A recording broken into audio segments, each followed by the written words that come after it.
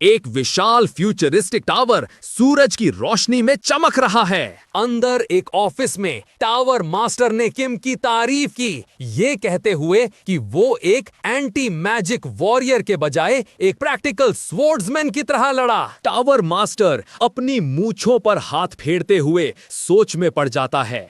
वो अनुमान लगाता है कि शायद यही वजह है कि उस बूढ़े टाइगर वाले आदमी ने किम को ब्लैक टाइगर स्वॉर्ड दी थी। मेरे ख्याल से लोग उसे सेलेस्टियल स्टार कहते हैं। ये सुनकर किम चौंक जाता है और उसके बगल में एक छोटी स्पिरिट की इमेज दिखाई देती है। ये सेलेस्टियल स्टार क्या है? टावर मास्टर ने आत्मविश्वास से समझाया कि ये टाइटल उन लोगों को दिया जाता है जिनके पास इनफाइनाइट टैलेंट और हजारों सुपर नेचुरल एबिलिटीज होती हैं। इनाम के तौर पर टावर मास्टर किम को एक्लिप्स रिंग देता है, जो एल्डर जो से मिला एक SSR ग्रेट ट्रेजर है। किम उसे तुरंत पहचान लेता है। ये मैजिक टावर के 8 खजानों में से एक और स्कूल ऑफ इक्लिप्स का सबसे स्ट्रॉन्ग आइटम है। जैसे ही वो अंगूठी पहनता है, उसमें से लाल और नीली एनर्जी निकलती है।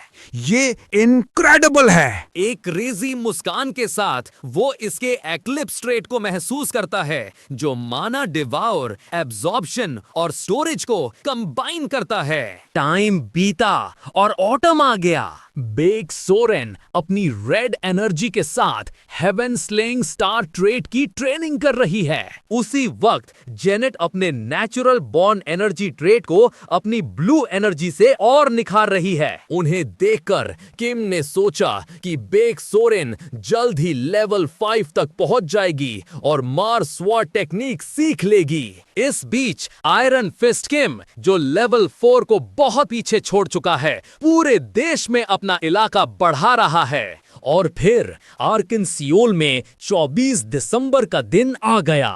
बर्फबारी के बीच कोरिया में इंडिया की एम्बेसी शांत खड़ी है। हल्की बर्फबारी के बीच बेक सोरेन और जेनेट ऑनरेरी पैलाडिन मीटिंग को लेकर उत्साहित हैं। जेनेट के लिए यह पहली बार है जब वो डिवाइन एनाहिलेशन डे दूसरों के साथ मना रही है। किम मजाक में जेनेट का सिर थपथपाता है, उसे याद दिलाता है कि आज एंजॉय कर लो क्योंकि कल से ट्रेनिंग फिर से शुरू हो जाएगी। मैं पहले अंदर जा रही हूँ। बेक सोरेन उसे रुकने के लिए कहते हुए उसके पीछे भागती है। दिसंबर 24 डिवाइन एनाइलेशन डे। ये ओल्ड फादर की मौत और वेस्टफेलिया की ट्रीटी का जश्न है, जो क्रिसमस की जगह दुनिया भर में मनाया जाता है।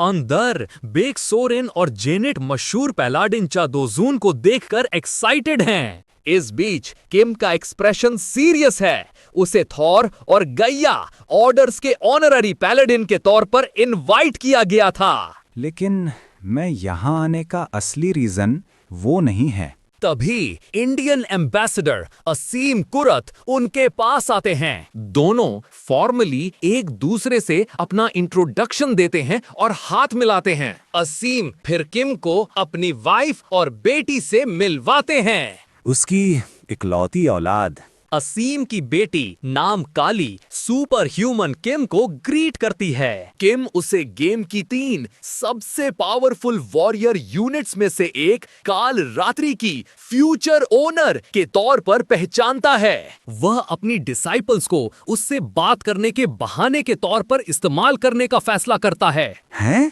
तुम ब्लैक टाइगर सोर्ड की ओनर हो ना? इस नाम को सुनते ही भीड़ में हलचल मच जाती है। अगले ही पल एक्साइटेड फैंस की एक भीड़ सुपर ह्यूमन किम पर टूट पड़ती है, चिल्लाते हुए कि वे उसके कितने बड़े फैन हैं। धक्का मुक्की में वो जमीन पर गिर जाता है। उसका प्लान पूरी तरह से बर्बाद हो गया है। नहीं, ये काली से दोस्ती करने का परफेक्ट मौका था। कुछ दूरी पर काली घबराई हुई सी ये सब होते हुए देखती है। फैंस की भीड़ से घसीटे जाने के बाद किम आखिरकार बच निकलता है, बाहर हांफते हुए। मैं वहां से जिंदा बच निकला। वो काली से बात नहीं कर पाया, लेकिन उसे तसल्ली है कि उसकी डिसाइपल्स ने उससे दोस्ती कर ली है। बाद में रात को वो एक बालकनी पर खड़ा शहर पर गिरती बर्फ को देखता है। काश लाइफ हमेशा इतनी ही पीसफुल रहे। हेलो। एक एलिगेंट औरत शहर की लाइट्स के सामने खड़ी किम से बात करना चाहती है। ये तो ओल्ड फादर्स ऑर्डर की सेंटेंस है। बर्फीले रास्ते पर खड़े होकर वो सेंटस से पूछता है कि डिवाइन एनहिलेशन डे पर बिजी होने के बावजूद वो यहाँ क्या कर रही है। सेंटेंस ने उसे ठीक किया, ये डिवाइन एनहिलेशन डे नहीं बल्कि रिवाइवल डे है। बर्फीले रास्ते पर चलते हुए वो दावा करती है कि वो किम के लिए बहुत कंसिडरेशन दिखा रही है, जिससे वो कंफ्यूज हो जाता है। अचानक सेंटेंस का मजाकिया अंदाज बदल जाता है और वो एक ठंडी गंभीरता के साथ उससे पूछती है कि क्या उसे कभी कुछ अजीब नहीं लगा कि तुम हमारे एक इंक्विजिटर को मारने के बाद भी अभी तक जिंदा हो। किम के चेहरे पर पसीना आ जाता है। वो हैरान है कि उसे लैब्रिंथ में हुई घटना के बारे में पता है। सेंटेस का चेहरा परछाई में छिप जाता है और उसकी आंखें खतरनाक तरीके से चमकती हैं। वो बताती है कि अगर उसने दखल न दिया होता तो किम की जिंदगी बहुत पहले ही खत्म हो चुकी होती। किम ने कंफ्यूजन में पूछा कि उसने ऐसा क्यों किया जबकि उसने इसके लिए कहा भी नहीं था। सेंटेस उसके करीब आई और उसकी आंखों में एक खतरनाक चमक के साथ फुसफुसाई, ताकि तुम्हारी महान सोल हमारे ऑर्डर की रोशनी और सेवियर बन सके। सोल? किम को अचानक एहसास हुआ कि उसका मतलब रियल वर्ल्ड वाले उससे है। उसे अपनी पुरानी जिंदगी याद आ गई। एक कंस्ट्रक्शन साइट पर काम करने वाला एक लूजर जो प्यार और जिंदगी दोनों में फेल हो गया था। आखिर तुम मेरे जैसे किसी के साथ ऐसा क्यों कर रही हो? किम को एहसास होता है कि वो उसकी ट्रेड्स बदलने की एबिलिटी के बारे में बात कर रही है। सेंटेंस बताती है कि वो चाहती है कि किम और भी स्ट्रांग बने ताकि सोल के लिए एक महान वेसल तैयार हो सके। ये बकवास अपने पास रखो, मैं ऐसा नहीं होने दूंगा। इस बात से बेअसर सेंटेंस के चेहरे पर एक चालाक मुस्कान आ जाती है। आज वो दिन है। वो बताती है कि सब कुछ आज से शुरू होगा और ये सब किम के फैलाए गए केओस की वजह से मुमकिन हुआ है। बात करते हुए उसका दस्ताने वाला हाथ हैरान किम की तरफ बढ़ता है। किम के सवालों का जवाब देने के बजाय सेंटेंस ने आत्मविश्वास से मुस्कुराते हुए विदा ली। अगली बार मिलने तक। वह नीली ऊर्जा के एक भंवर में गायब हो जाती है और किम अकेला और निराश रह जाता है। वो सोचता है कि सेंटेस क्या करने वाली है, क्योंकि गेम की मेन स्टोरी अभी शुरू भी नहीं हुई है। वो अपना फोन चेक करता है। 24 दिसंबर रात के 11:59 बजने वाले हैं। तभी उसे कुछ याद आता है। आज डिवाइन एनिहिलेशन डे है। ठीक वही दिन जिस दिन एपिसोड 1 शुरू होता है। उसे गेम की शुरुआत याद आती है। सेंटेस के रहस्यमयी शब्दों ने ही सब कुछ शुरू किया था। आखिरकार वो दिन आ गया। घड़ी की टिक टिक के साथ काउंटडाउन 12 पर पहुंच जाता है। तभी एक जोरदार धमाका होता है। इस तबाही के बीच किम अपने फोन को पकड़े हुए शांत खड़ा रहता है।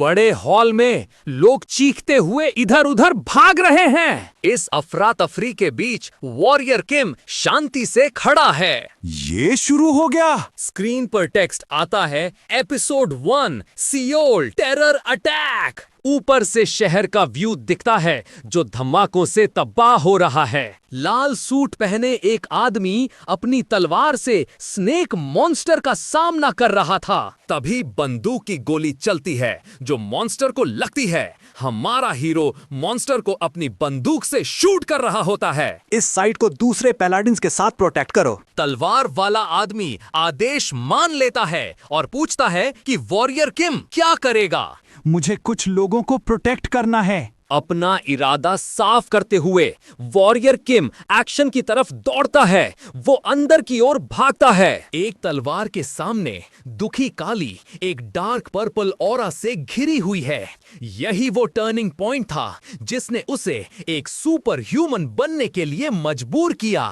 स्क्रीन पर खून के छींटों के साथ तेज लाल स्लैश दिखाई देते हैं जो मॉन्स्टर को काट कर रख देता है। हमारा हीरो को एंट्री हुई। उसको देखकर उसके डिसाइपल खुश हो जाते हैं। मैं ये अपनी टाइमलाइन में नहीं होने दूंगा। अराजकता के बीच सोरेन और जेनेट मॉन्स्टर्स की भीड़ के खिलाफ लड़ती हैं। सोरेन एम्बेसडर की सलामती के लिए चिल्लाती है। ये घटना सियोल टेरर थी, एक हमला जिसने पूरे शहर को अपनी चपेट में ले लिया था। वॉरियर किम को गेम का एक अहम हिस्सा याद आता है। इसी हमले में काली के पेरेंट्स मारे जाते हैं। उसकी यादों में काली का परिवार एक कोने में डरा सहमा खड़ा है। जलते हुए शहर में सायरन की आवाजें गूंज रही हैं।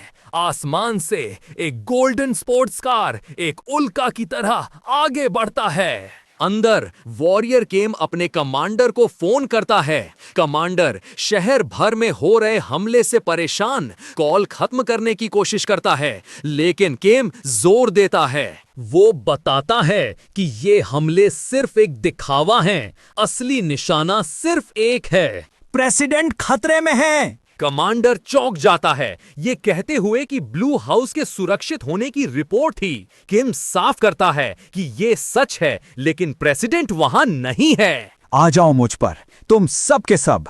पलक झपकते ही वो कई मॉन्स्टर्स को एक ही झटके में काट डालता है। उसकी तलवार की धार हवा में चमकती है। मैं एक बिजी आदमी हूं, समझे? आसमान से गोल्डन कार जलते हुए शहर के ऊपर से गुजरती है।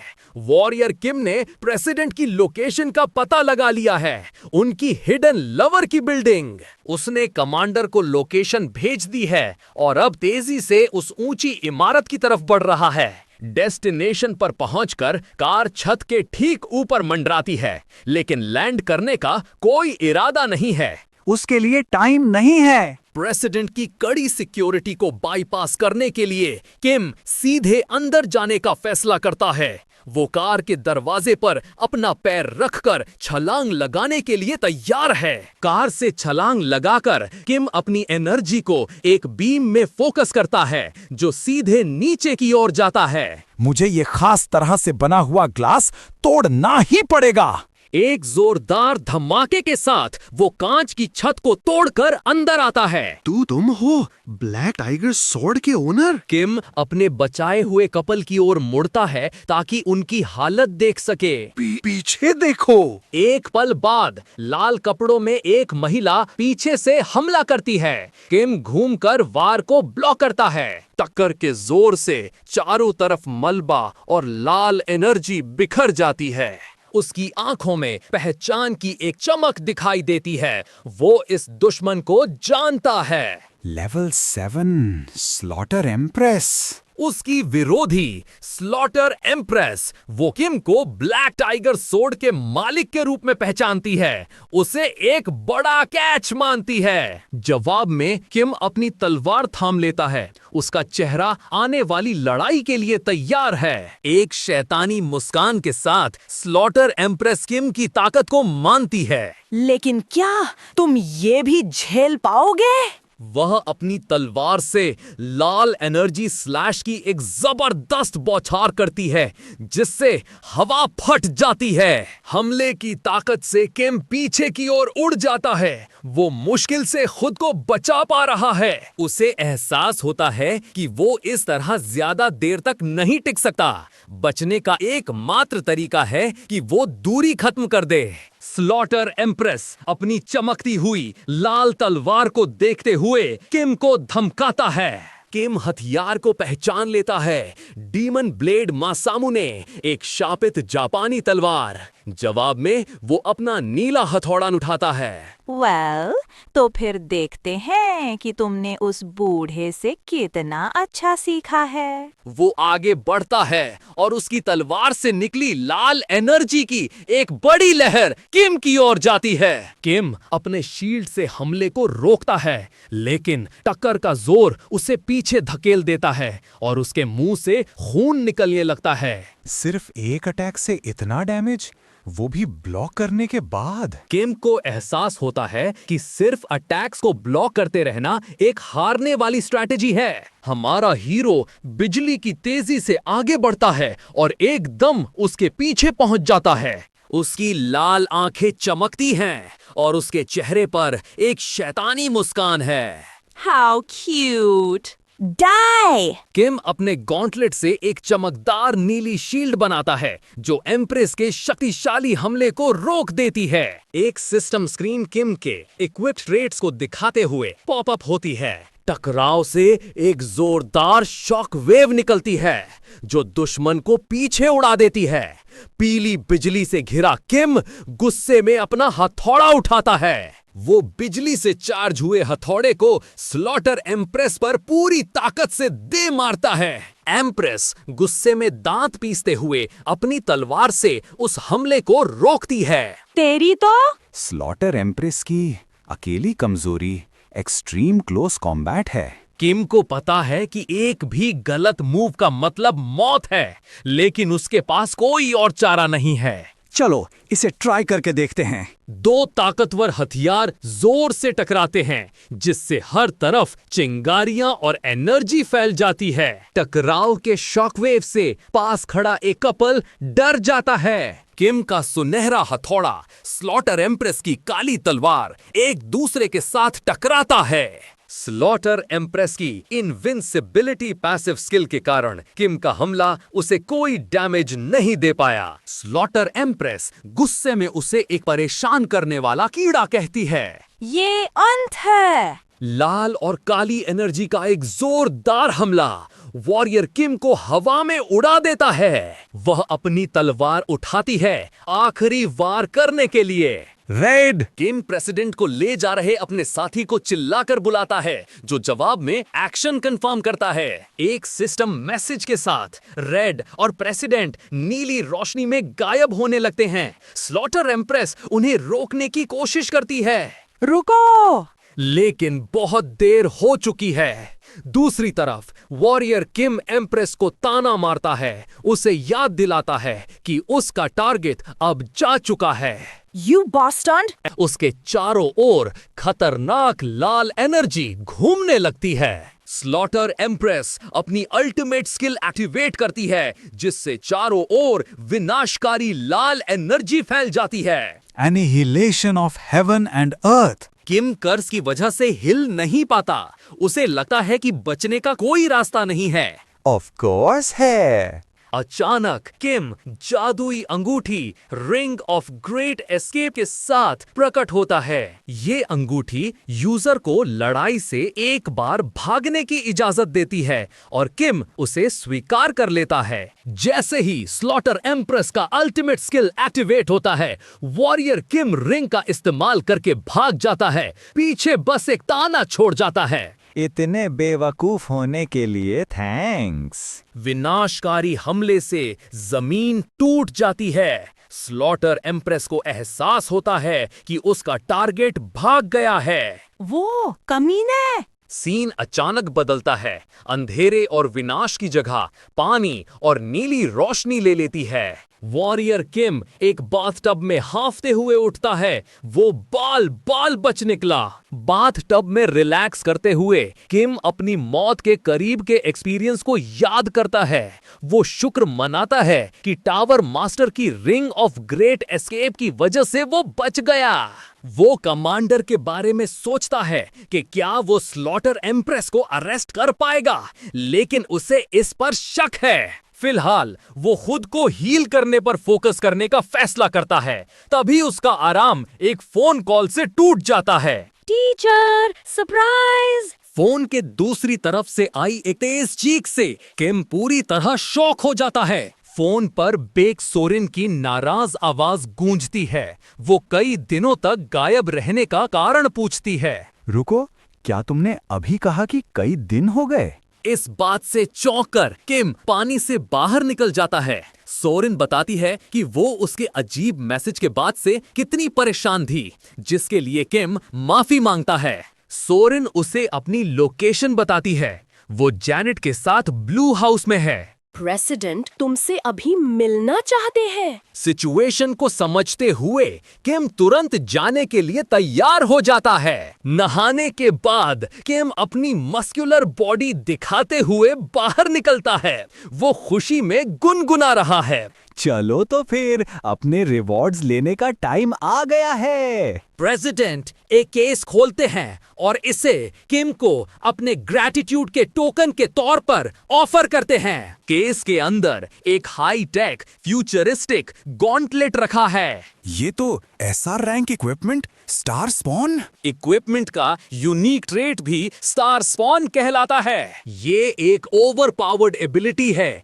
जो सिचुएशन के हिसाब से अपने एट्रीब्यूट्स बदल लेती है। स्वॉर्ड्समैन ट्रेट्स पर स्विच करने से अटैक डैमेज और डेक्सटेरिटी बढ़ जाती है। वॉरियर ट्रेट्स स्ट्रेंथ और एंड्योरेंस को बूस्ट करते हैं और गनर ट्रेट्स अटैक स्पीड और मूवमेंट स्पीड को बढ़ाते हैं। प्रेसिडेंट ने किम का हाथ पकड़कर उसे बचाने के लिए अपना गहरा आभार व्यक्त किया और उसकी सेहत के बारे में पूछा। किम ने उसे विश्वास दिलाया कि माना स्प्रिंग और एलिक्सिर की वजह से वो पूरी तरह से ठीक हो गया है। टाइगर किंग जोर से हंसा और उसकी पीठ थपथपाई, जबकि टावर मास्टर ने उसे सन मैजिक टावर के योगदान की याद दिलाई। ये लोग इतना दोस्ताना बर्ताव क्यों कर रहे हैं? किम उनके अचानक दोस्ताना व्यवहार से हैरान था, तभी तीनों ने मिलकर उसे गले लगा लिया।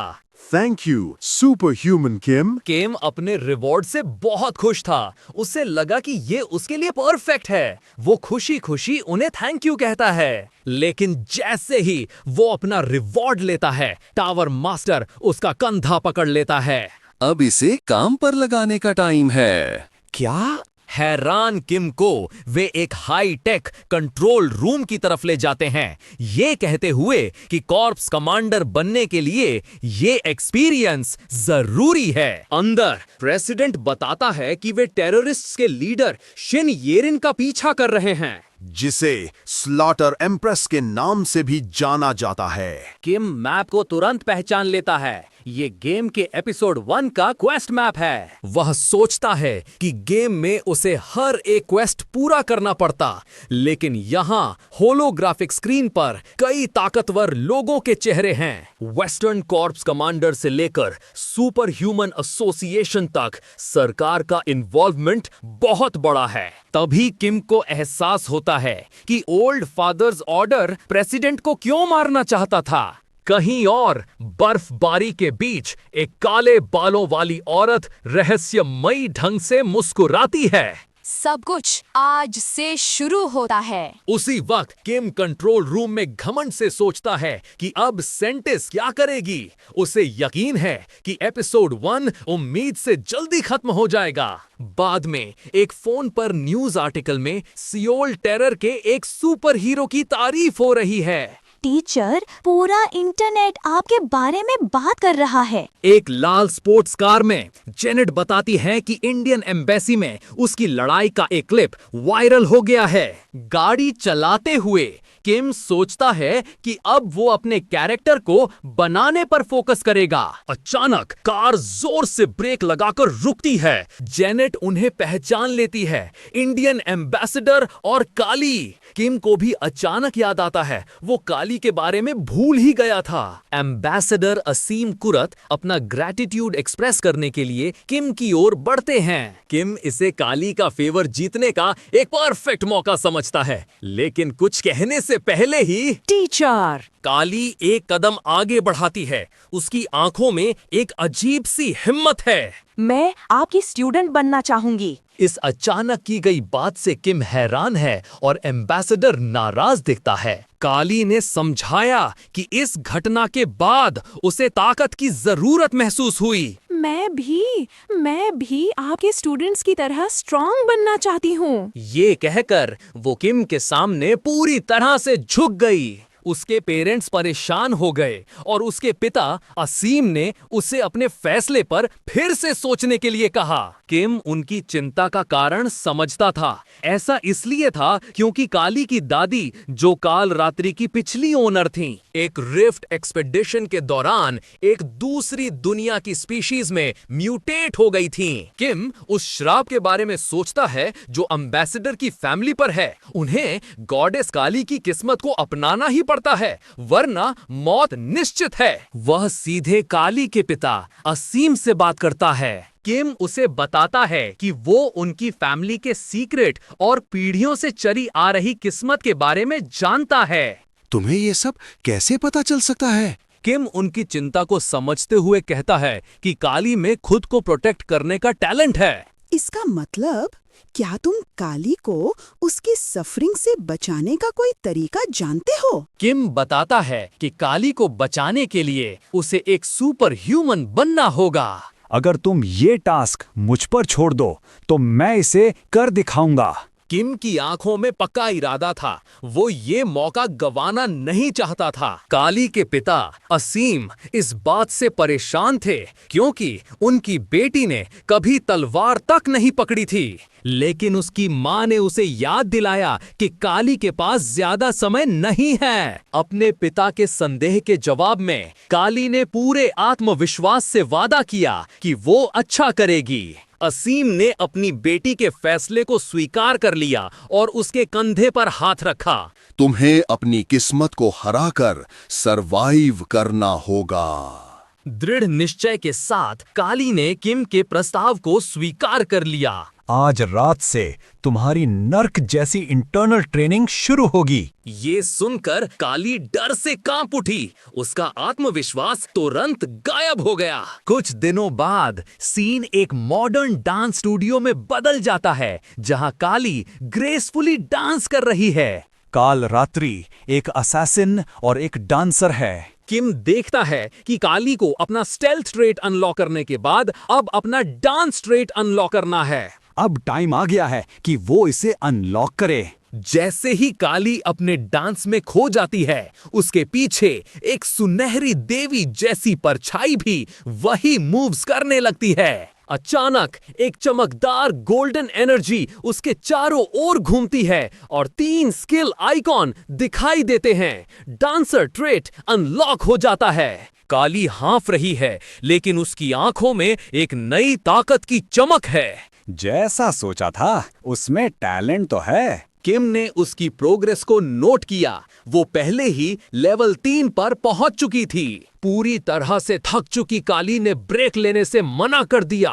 उसकी आंखों में एक बेचैनी थी। मुझे सोरेन और जेनेट की तरह स्ट्रॉन्ग बनना है। किम उसकी इम्पेशंस का कारण समझ गया। उसने उसे शांत करने के लिए उसके कंधे पर हाथ रखा।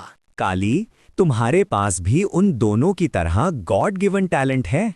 उसने काली को अपनी पेस पर लगातार ट्रेन करने की सलाह दी और हौसला देते हुए उसका कंधा थपथपाया। किम की सलाह सुनकर काली को एहसास होता है कि खुद को ज्यादा थकाने से उसकी प्रोग्रेस धीमी हो सकती है। ठीक है, मैं ये याद रखूंगी। तभी किम को एक फोन आता है। वो बात करते हुए चला जाता है। चुन बोक है। वो बताता है कि कोलोसियम में एक और चैलेंज इंतजार कर रहा है। चुन बोक उसे डिस्ट्रॉयर किंग की याद दिलाता है। किम सोचता है कि क्या वो अपनी स्टील फिस्ट्स वापस चाहता है। चुन बोक बताता है कि इस बार डिस्ट्रॉयर किंग ने कुछ डायमंड्स और एक खास चीज दांव पर लगाई है। Statue of Mars. किम की आंखों के सामने मार्स की एक विशाल चमकती हुई गोल्डन स्टैचू की इमेज उभर आती है। किम को एहसास होता है कि डिवाइन स्टैचू के अंदर ही मार्स स्वॉर्ड टेक्निक सील की हुई है। तो ये है मार्स स्वॉर्ड टेक्निक पाने का क्वेस्ट। चुन बोक उसे 2 हफ्तों में होने वाले 4-on-4 पार्टी मैच के लिए चैलेंज करता है। किम तुरंत चैलेंज एक्सेप्ट करता है और कॉल काट देता है। अब उसके पास एक पार्टी बनाने के लिए 2 हफ्ते हैं। वो जानता है कि डिस्ट्रॉयर किंग इस मैच के लिए पूरी तरह से तैयार होगा। मुझे एक ऐसी पार्टी चाहिए जो जीत की गारंटी दे सके। किम कुछ मजबूत लोगों को जानता है, लेकिन उन्हें एक साथ मल्टी बैटल में इस्तेमाल करने में थोड़ा घबरा रहा है। अपना फोन नीचे करते हुए किम के दिमाग में एक प्लान बनता है। तो फिर मुझे लगता है वो पार्टी काम कर जाएगी।